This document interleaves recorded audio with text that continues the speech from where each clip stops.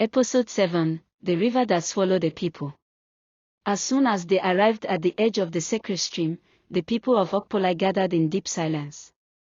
The air trembled, for it was as if the very earth was holding its breath. The elder who had led the journey, a man with eyes as old as the moon and voice like the wind brushing dry leaves, stepped forward. He stood still, then slowly raised his hands as he began to speak, no, not in speech, but in a deep-toned chant, ancient and raw.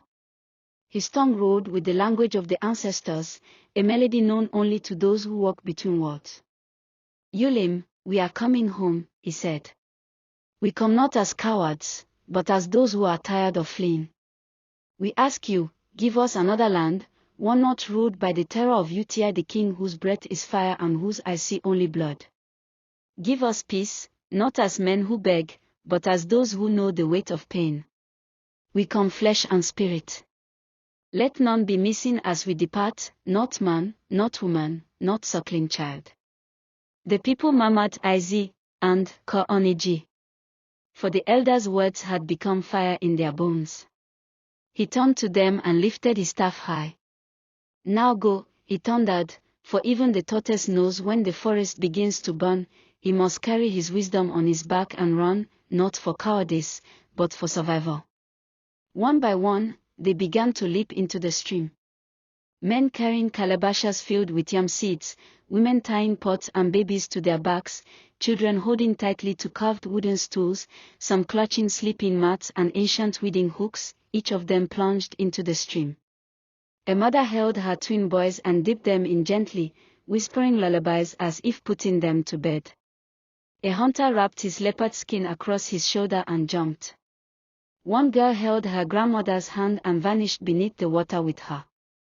Not even the livestock resisted, goats, hens, and even a stubborn cow followed as if summoned by an unseen call. None floated. No splash echoed longer than a breath. No bubbles, no resistance. The elder stood alone. He stepped into the stream slowly, water rising to his knees.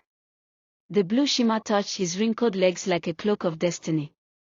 He paused, looked toward the sky, and said, when a king begins to weigh his crown more heavily than his people, he forgets that a throne without voices is just a stool surrounded by dust. And when the chicken forgets the warmth of the coop, it will die in the cold rain. He dropped his staff, spread his arms, and fell backwards, into the waiting stream. He did not resurface. Nothing did.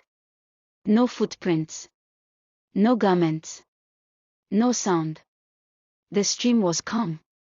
Calm like a pot that has just finished cooking its final meal. Calm like a beast that has eaten its fill and now watches the world in satisfied silence. And so ended the village of Ukpili, or so it seemed. To be continued.